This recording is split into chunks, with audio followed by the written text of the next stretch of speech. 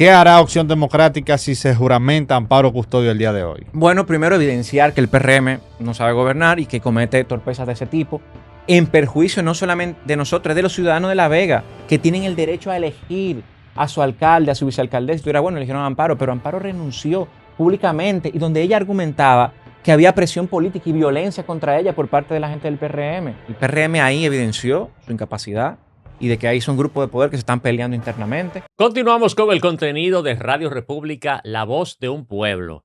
Y ese eslogan es nuestro desde el 2019. La Voz de un Pueblo. No me confundan con otro eslogan que cogió por ahí un partido de creación reciente. ¿Cómo? Pero no es Opción Democrática, ¿no? ¿Verdad?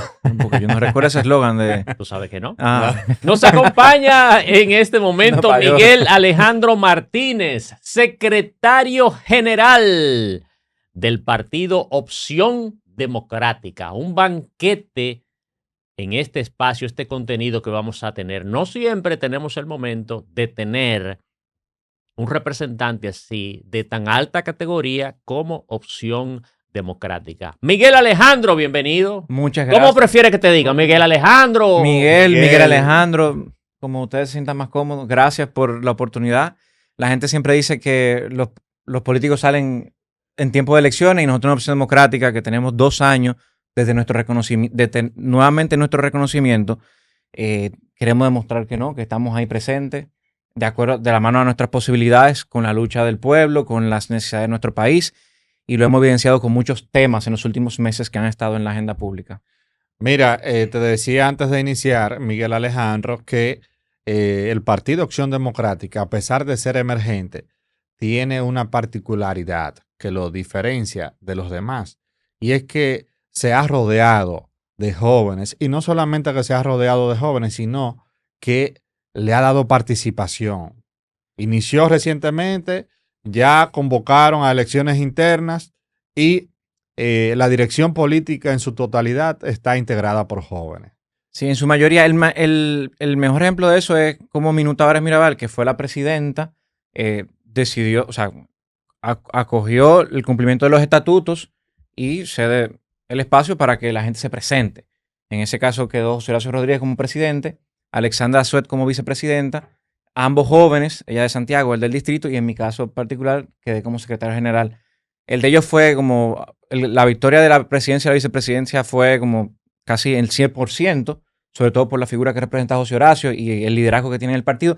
En mi caso no fue así, tuve otro contrincante y fue tensa la campaña, pero al final salí electo, así que ahora asumo con mucho compromiso y responsabilidad este trabajo de secretario general, que significa gestionar el partido y guiar todo el proceso ahora mismo de planificación y de ejecución para que en el 2028 seamos una opción de poder y tengamos más puestos, más personas con puestos electos en los espacios de poder de la República Dominicana. El Partido Acción Democrática es un partido joven y mediáticamente lo hemos visto en los últimos meses, aún después que concluyeron las elecciones, en las calles. Haciendo causa común con algunos temas que se han dado, como el tema de la reforma fiscal, la reforma a la Constitución. Háblanos un poquito de eso. ¿Cómo han logrado mantenerse? Tú lo dijiste también, que es un partido joven, no cuenta con los mismos recursos que cuentan los demás partidos políticos. ¿Cómo se están haciendo? ¿Cómo están manejando eso? ¿Y qué los impulsa a hacer causa común con esos temas? Bueno, a nosotros nos impulsa la idea de tener una mejor sociedad, un mejor país en el que uno quiera vivir. A todos los jóvenes, y ustedes me imagino que no son excepción, nos dicen, vete de aquí, ¿qué tú haces aquí? Búscate una oportunidad. Si eres soltero, te intentan involucrar con una persona extranjera. Si estás casado, te dicen, vete para Canadá, o sea, si eres profesional, te buscan la manera de que te vayas. Y si tú ves las encuestas, tú ves que un alto porcentaje de los jóvenes de nuestro país se quieren ir. Y nosotros somos un grupo de personas, bueno, que tratamos de convencer al que se quiera ir que no se vaya. Y segundo, somos personas que queremos construir nuestro país, que entendemos que puede ser mejor, que existen las capacidades, que existen las condiciones, que existen los recursos económicos, que existen las posibilidades y que existe sobre todo la patria, el cariño, el nacionalismo, algo con lo que nosotros nos identificamos y entendemos que puede mejorar. Y eso pasa por la política directamente, porque la política es el espacio en donde se gestionan los distintos intereses y se gestiona el conflicto para que las cosas mejoren. ¿Qué es lo que ha pasado en las últimas décadas? Que yo estuve ahí, en ese movimiento en contra de la política. Yo vengo del movimiento social, del voluntariado sobre todo, y nos dicen mucho que la política es mala, que la política es de gente mala, que ahí todo es malo, que ahí no funciona. Y eso está organizado para que la mayoría de el mediatismo y las comunicaciones están organizadas para que la mayoría de la gente piense así. Porque ¿qué pasa si la gente piensa así? Que al final el poder se dirime entre un grupito y ellos toman las decisiones y benefician al final sus intereses y no los intereses de la mayoría. Nosotros tenemos una democracia que, si bien no es perfecta, le costó mucha sangre a mucha gente, a muchas generaciones. Entonces nosotros tenemos que cuidarla y nuestra misión es cuidarla y llevar los mejores hombres y mujeres de nuestro país a ser parte de esa democracia, a generar la confianza con las instituciones para que este país sea mejor para todos, desde cosas del día a día como el tránsito, pero de cosas que afectan muy gravemente a otras personas como las enfermedades catastróficas, como la salud, la educación, la vivienda, el agua. O sea, cosas que no están resueltas en nuestro país, que deberían estarlo porque tenemos la capacidad, tenemos los recursos. ¿Por qué no se resuelven? Así es. Mira, yo le estoy dando seguimiento a Opción Democrática desde su fundación. Y me vas a disculpar, yo soy malo con las fechas. Yo recuerdo los acontecimientos, pero las fechas como que mi cerebro no le da mente a eso. 2014. Yo recuerdo que como comunicador yo cubrí en el Hotel Lina. Eso fue agosto del 2015.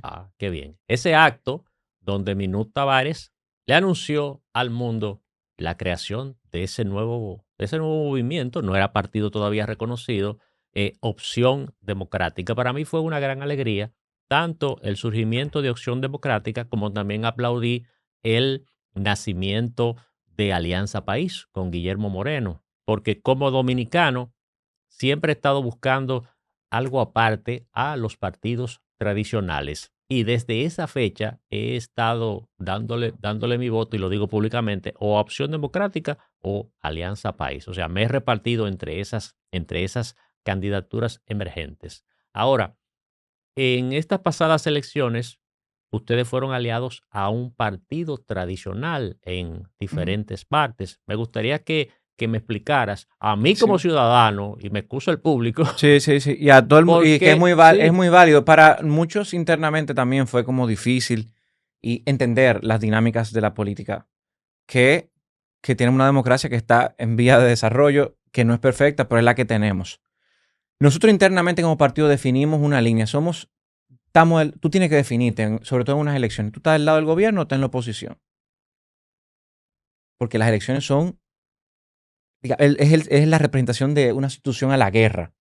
Antes se peleaban a machete, a grupos, quién era que iba a tener el poder. Las elecciones buscan, a través de la democracia, dirimir o cambiar esa forma. Y en paz, cuando te dice tenemos un sistema político en paz, es porque hay elecciones organizadas, transparentes y que todo el mundo respeta los resultados. Por eso, cuando un partido opositor, luego de que pierda, llama inmediatamente al que ganó, reconociendo el resultado, es uno de los indicadores sociales y políticos de que la democracia está sana, porque no se va al rebú y no se va lo vimos ahora en las elecciones de Estados Unidos, como la candidata que perdió llamó inmediatamente, dio un discurso reconociendo. Nosotros nos pusimos del lado de la oposición. Nosotros hicimos todo el esfuerzo de aliarnos con todos los grupos emergentes dentro de la oposición, sobre todo porque el sistema de nuestro país, sobre todo en las candidaturas plurinominales, te obliga a tener boletas completas. Me explico. Hay municipios en nuestro país que tienen hasta 17 regidores o regidoras. Tú no te puedes aparecer en la boleta con uno porque tú eres un perdedor seguro. Sí, claro. Porque tú vas en desventaja. Tú estás poniendo a competir 1 contra 17. O sea, los votos se cuentan sumando todos los votos de todos los candidatos. Entonces tú tienes uno de un lado y 17 de otro. O sea, es como irte a la trompa contra 17. O sea, es mucho más difícil. Nosotros diseñamos una estrategia de alianza en donde, de acuerdo al municipio o la provincia, nuestro partido constituido en ese lugar iba a definir con quién aliarse, siempre y cuando sea de la oposición. Por la misma lógica del conflicto político. Claro, ¿qué nosotros decidimos? Nosotros llevamos nuestra candidata presidencial. Nosotros no negociábamos la candidatura presidencial, Virginia Antares. no negociábamos nuestros principios y ese era nuestro caballo frontal, nuestra líder que estaba ahí marcando las pautas y marcando las propuestas. A nivel municipal y a nivel congresual, de acuerdo al municipio, nosotros decidimos aliarnos según las posibilidades y según la visión del mundo de ese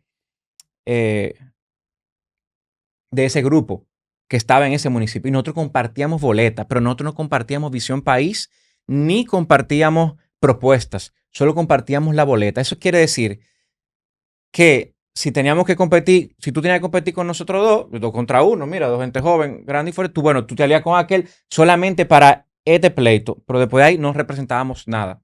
Entonces nosotros definimos esa alianza y claro, nos costó explicarla, sobre todo por lo que nosotros representábamos. Yo creo que eso nos hizo mucho daño, sobre todo en los lugares en donde no teníamos la alianza. Porque, por ejemplo, te pongo el caso de José Horacio Rodríguez o el mismo caso mío, que fui candidato a regidor. Nosotros no fuimos aliados ni al PLD ni a la Fuerza del Pueblo, ni al PRD en el Distrito Nacional. Que fueron solos. Fuimos solos. Fuimos un lugar donde fuimos más votados. José Horacio sacó el doble de votos que el candidato de la oposición que más votos sacó. O sea, él sacó casi 15,000 votos. Los otros sacaron 7,000, 6,000, 5,000. Sin embargo, él no quedó. Por eso mismo que por te el decía, método. Por el método, porque claro, tú tenías en un PLD o un Fuerza del Pueblo 6 candidatos a diputados y vamos a suponer que entre los 6 sacaron 20,000 contra 15. Sí, y ahí se lo lleva. Ya se lo lleva. Entonces, claro, nos faltó. O sea, nosotros o debimos ir solo completamente o debimos asumir la alianza de manera completa. Nosotros en el distrito, en la boleta de regidores, tuvimos a menos de 1,000 votos de tener un regidor. Pero claro, nosotros íbamos solos, íbamos con el bloque institucional ciudadalista. O sea, no nos aportó significativamente votos. Y tuvimos ahí de tener un regidor. Y no tenemos un regidor en el Distrito Nacional porque no subimos a acompañar la boleta. Por eso, porque en la C1 son 13 regidores. Cuando tiene un buen regidor o 2 buenos regidores compitiendo contra 13 de otro, el escenario es demasiado adverso. Entonces, claro, ¿qué es lo que significa? Uno, tenemos que mejorar la división de las circunscripciones electorales. Para que el método de OND funcione, tú tienes que tener circunscripciones grandes o municipios grandes. Porque si no, al final todo se lo va a llevar el partido de gobierno, como pasó en este caso, y tú puedes ver en la Cámara de Diputados, ellos sacaron un 57% de los votos, sin embargo, tienen casi un 80% de la representación en el Congreso. ¿Por qué? Porque el método de OND, por la división, y las fuerzas opositoras fueron divididas, que eso fue otro aprendizaje de estas elecciones, y eso nos incluye a nosotros. Tú competías todos divididos contra un solo que tenía toda la maquinaria. Claro, que tenía la maquinaria electoral y la maquinaria electoral de los recursos del Estado, que no hay evidencia contundente de que lo usaron o no, pero todo el mundo lo sabe porque tú ves un despliegue de recursos, de ayudas, o sea, aquí en el Distrito Nacional había un candidato y eso es, tú vas a cualquier barrio y tú lo sabes. Y fue el más votado del Distrito Nacional. Pero su mamá es la directora del Plan Social. Y donde quiera que él llegaba, ahí todo el mundo. O sea, yo conozco una persona que por poner un afiche en el frente le habían garantizado una nevera. Si él ganaba, tenía su nevera. Claro, los recursos no eran de su campaña, mucho menos eran de él. Era recurso del Estado. Claro, era una persona que necesitaba una nevera. Entonces tú vinculas una necesidad con el poder del Estado, te aplasta. Entonces, eso no trae a la reflexión sobre todo de lo que significa la política. Y de que cuando tú estás jugando y tú cruzas la línea de la oposición, tú tienes que asumir que tú estás en la línea de la oposición. Y tienes que asumirla con seriedad y tener la capacidad de explicarlo. De explicarlo y que la gente pueda confiar en ti y tú demostrarle después que esa confianza valió la pena, no traicionarla, que es lo que pasa muchas veces con muchos políticos y que creo que fue una de las cosas que le pasó al último partido que estuvo gobernando, que la gente confía en ellos, pero evidenciaron todo lo contrario. ¿Qué enseñanzas entonces que ustedes sacan del pasado proceso? Que fueron aliados parcialmente, en otras demarcaciones no. ¿Qué aprendieron y qué pretenden lograr para el proceso venidero de 2028? Hay un aprendizaje fundamental, sobre todo para mí y para todo. Yo creo que esto es una reflexión para todo el que hace política. Creo que lo aprendí, tocó aprenderlo ahora, que la mística, la emoción es importante para movilizar. La comunicación es importante. Sin embargo, estructuras organizadas en los territorios son lo que te garantizan el triunfo. Porque la mística y la emoción mueve a la gente, es muy importante tenerla. Yo creo que tienen que ir las dos de la mano. Sin embargo, si tú no tienes estructuras organizadas por barrio, por calle, por sector, por municipio, que el día de las elecciones, previo, durante y después, muevan el voto, y cuando me refiero a muevan el voto no es que lo compren, sino que, oye, acuérdate claro. que tú te comprometiste conmigo, vamos, Claro. lo lleva, o se lo acuerda, tú no tienes que, yo tengo una vecina que es Motivar el como mi voto. madre. Ella no, si yo no paso por la calle de mi casa el día de las elecciones, ella no va, se le hizo tarde. Yo tuve que coger y mover. Vamos, o sea, como, porque Claro, no era su prioridad. Una de las grandes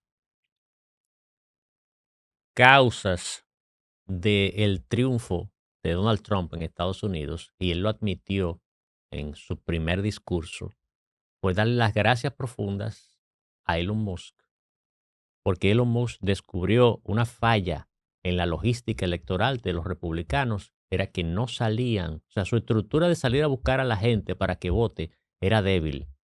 Y él formó un equipo y se encargó de eso, y Donald Trump lo reconoció. Ujú. O sea, lamentablemente, no todo es ideología. Sí. Hay que salir ese día y estar ahí y motivar a la gente de que vaya a votar. Pero y que la gente esté motivada en base a las ideas y a las propuestas. El PLD lo aprendió eso. Pero el problema con el PLD es que el PLD ató esa movilización a tener dinero. Se vieron sin dinero, que el mismo Danilo Medina lo reconoce en algunas de tus intervenciones, de que le piden logística, que le piden logística, que le piden logística. No, la política no depende solamente de logística, depende de tus convicciones, de tus motivaciones. Claro, tienes que estar organizada, tienes que estar alineada a una meta, y eso es un brazo fundamental. Tú puedes tener de un lado la comunicación y la mística, pero por el otro lado, si tú no tienes movilización del voto, y luego en el caso de nuestro país, que tenemos un sistema electoral que es débil, la defensa del voto, Esa es otra parte. tú No vas para ningún no lado. va para ningún lado. O sea, porque tú puedes movilizar el voto, pero si tú no tienes quien lo cuide, sobre todo quienes son partidos minoritarios que están por debajo de la casilla 5 en el acta, están en desventaja. Pues, ¿qué pasa el día de las elecciones? Se cuentan los votos, la gente está cansada, está extasiada, tiene desde las 4 de la mañana, quienes están trabajando en la Junta, los delegados tienen desde las 4 de la mañana, y lo único que tienen representantes ahí son los partidos mayoritarios. Entonces dicen, vamos a salir de esto ya, terminemos aquí. Pero peor aún, hay estructuras que no son sanas, que se organizan para, en el caso de las candidaturas plurinominales, desviar todos los votos a un solo candidato. Entonces es importante estar ahí en la defensa del voto. ¿Qué podría solucionar eso? Bueno, la automatización del voto vendría a transparentar un poco. Tenemos el trauma de las elecciones del 2020.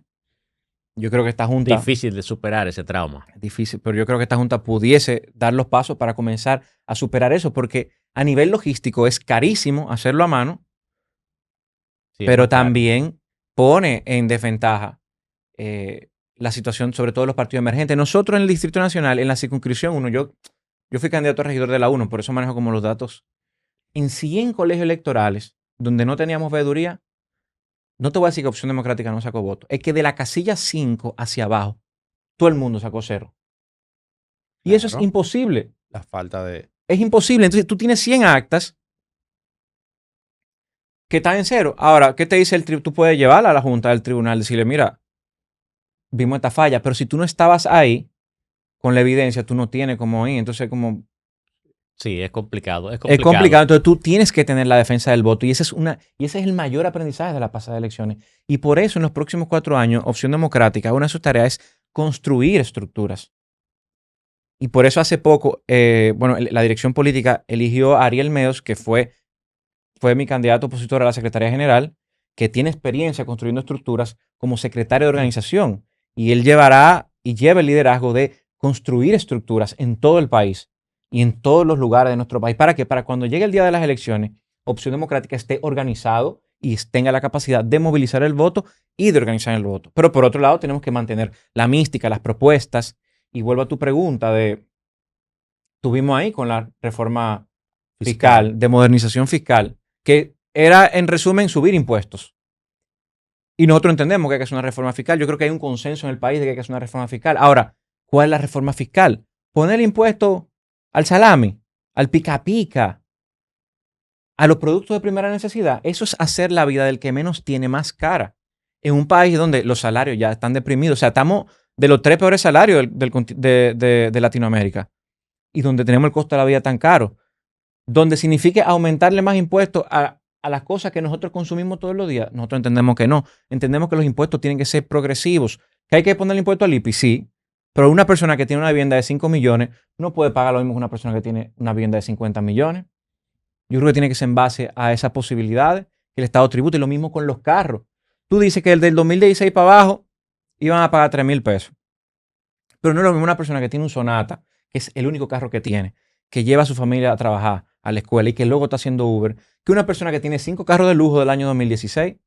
Entonces, el impuesto tiene que ser en base a, primero, en el caso de los vehículos, la cantidad de vehículos que tú tengas. Porque el primer vehículo pudiera tener ciertas consideraciones. Tal vez el segundo no tanto, el tercero menos, el cuarto menos, el quinto menos. Porque al final eso es lo que permite al Estado poder recaudar y a la vez poder garantizar servicios. Que la gente a veces dice, no, que cada quien se compre lo suyo. Hay cosas que tienen que ser públicas. Las calles, las aceras, lo vivimos. La gente que dice de los parqueos.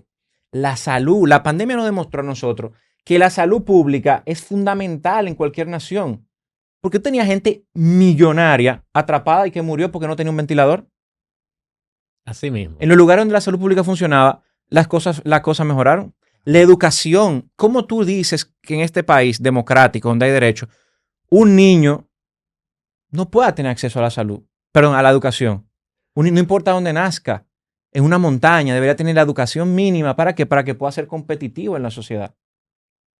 Miguel, tengo 2 preguntitas que quiero hacerla antes de que se nos termine el tiempo.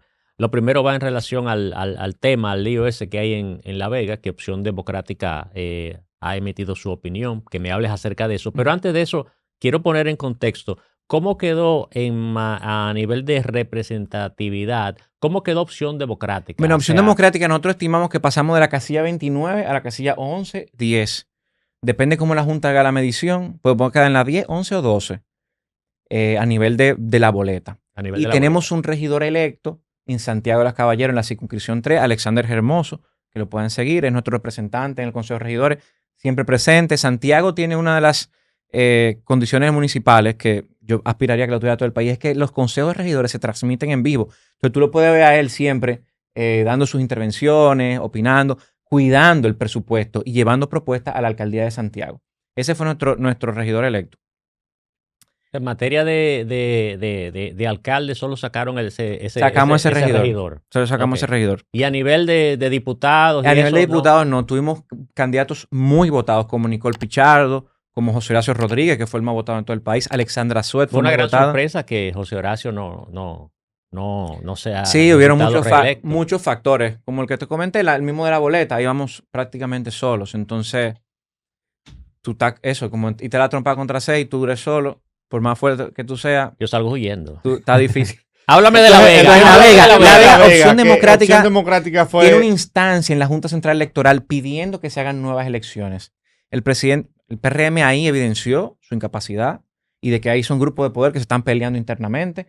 Nombran al alcalde de La Vega como ministro de Deportes. Eso fue un disparate. Obligan a la vicealcaldesa porque lo que corresponde cuando el alcalde renuncia, que está bien. La vicealcaldesa asume. Para eso es el rol del vicealcalde y por eso la gente vota por un vicealcalde. Como no es de su partido, obligan a que renuncie. Guiándose de la ley de municipios que manda a la Constitución, pero manda a una Constitución que ya no existe. Uh-huh. Y la Constitución que ya no existe decía que el presidente designaba. Para mí ellos cometieron esa torpeza.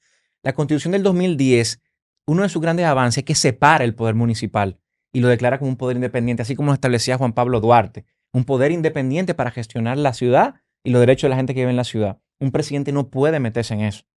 Porque la gente vota de manera independiente por un alcalde que no necesariamente es el del partido de gobierno. ¿Qué pasa ahí? Ellos obligan a que la vicealcaldesa renuncie, buscando eso que el presidente designe, se quedan sin alcalde, entonces el Consejo de Regidores lo que hace es que pone al presidente del Consejo de Regidores a dirigir, como la ley establece, pero el presidente del Consejo de Regidores solamente puede administrar lo que ya se decidió. No puede tomar decisiones, no puede nombrar a nadie, no puede aprobar nuevos presupuestos, no puede aprobar nuevos proyectos, no puede aprobar nada. Es como un administrador y no un alcalde. Nosotros solicitamos, porque lo que corresponde es que se hagan nuevas elecciones. Claro, eso lo tiene que establecer la Junta Central Electoral. Ellos dieron muchas vueltas, el PRM, tiene meses dando vueltas con eso, y ahora, casualmente, ellos decidieron que ellos van a desrenunciar a la vicealcaldesa. Ellos van a desrenunciarla, cuando ya fue una renuncia y fue acogida. Entonces nosotros, con los bloques de partido de oposición, estamos llevando una instancia al Tribunal Superior Administrativo, creo, y me disculpan si no es ese, los compañeros de La Vega, porque el equipo está muy fuerte, ya está organizado con eso, para que no se desconozca, porque no es administrativamente, no corresponde desrenunciar a alguien. Entonces nosotros lo que estamos pidiendo a la Junta es que se hagan nuevas elecciones, que es lo que merece la gente de La Vega. El Consejo de Regidores del oficialismo ya pretende juramentarla el día de hoy. En caso de que se ejecute esa juramentación, ¿qué hará Opción Democrática? ¿Cuáles son los pasos a seguir? Porque independientemente de que ustedes depositaron una instancia en la Junta Central Electoral, la Junta Central Electoral se ha mantenido neutral, no ha emitido ninguna decisión y no ha querido opinar sobre el tema. ¿Qué hará Opción Democrática si se juramenta Amparo Custodio el día de hoy? Bueno, primero evidenciar que el PRM no sabe gobernar y que comete torpezas de ese tipo, en perjuicio no solamente de nosotros, es de los ciudadanos de La Vega, que tienen el derecho a elegir a su alcalde, a su vicealcaldesa. Si era bueno, eligieron a Amparo, pero Amparo renunció públicamente y donde ella argumentaba que había presión política y violencia contra ella por parte de la gente del PRM. Esto es una jugada por detrás que solamente perjudica y es un engaño a la gente de La Vega. Y lo segundo, que nosotros lo vamos a llevar a las instancias correspondientes, sobre todo para que se garantice el derecho de los ciudadanos de La Vega de poder elegir a su alcalde o vicealcaldesa. Nuevas elecciones. Nuevas elecciones es lo que nosotros entendemos que corresponde. Y mientras las autoridades tendrán que definir, y Opción Democrática seguirá jugando su papel opositor, como lo ha hecho con distintas causas, en este proceso de que estamos de organización interna, y donde lo seguirá haciendo con otros temas que vengan más adelante. Es increíble el silencio de la Junta Central Electoral a este respecto. Finalmente, estrategia de Opción Democrática rumbo al 2028. Tú estás reiniciando, te estás estrenando, es lo que quise decir. Te estás estrenando y felicito a Minú Tavares por dar ese ejemplo de ceder su posición y dejar que sangre nueva entre a los partidos. Mira, el ejemplo que ha dado Minú, yo quisiera que lo adopte también Guillermo y Leonel y Luis y Hipólito y Danilo, que no lo hizo ya porque ya bueno. No, en 4 años no tocará. Opción Democrática para el 28. Tenemos que construir estructuras, formarnos, seguir formándonos, sobre todo nosotros aspiramos a gestionar la cosa pública, por lo tanto que la formación es fundamental. Por un lado, la formación en la función pública, pero también la formación política, pero también la formación en organización política. Porque una de las cosas que nos falló fue eso, o sea, lo que lo comentaba anteriormente, o sea, estamos convencidos, tenemos la mística, estamos enamorando, eso hay que seguir haciéndolo, pero también tenemos que entender cómo funciona la política electoral. Y en las redes se ve, no, estos son unos ingenuos, unos soñadores. Sí, pero nosotros vamos a demostrar ahora que no solamente somos ingenuos y soñadores, sino también que estamos preparados para ganar y estamos preparados para gobernar. Ahí está. Señores, Opción Democrática. Miguel Orlando. Miguel Alejandro. Hay que aprenderse ese nombre. Tiene que seguir visitándonos. Gracias, sí, Miguel, a la orden, para que nos aprendamos tu nombre y mantengamos siempre al día con todas las informaciones de Opción Democrática. Y mándame tu gente también. Sí, claro que sí. Estamos a la orden. La dirección política de Opción Democrática está en los medios toda la semana, así que esperamos que ustedes nos abran las puertas. Claro, no, están abiertas, Miguel Alejandro. Y en este caso que estén en el distrito también, que acepten la dirección del distrito, que vean lo que estamos haciendo. Claro. No, gracias por la visita, Miguel Alejandro, secretario general de Opción Democrática, y una entrevista interesante a propósito de la situación que se está dando el día de hoy en La Vega. Vamos a ver, le vamos a dar seguimiento. Y claro está, con Opción Democrática, que fue el primer partido de oposición que actuó frente a esta situación en La Vega. Así es que gracias por la visita y las puertas de Radio República están abiertas. Muchas gracias.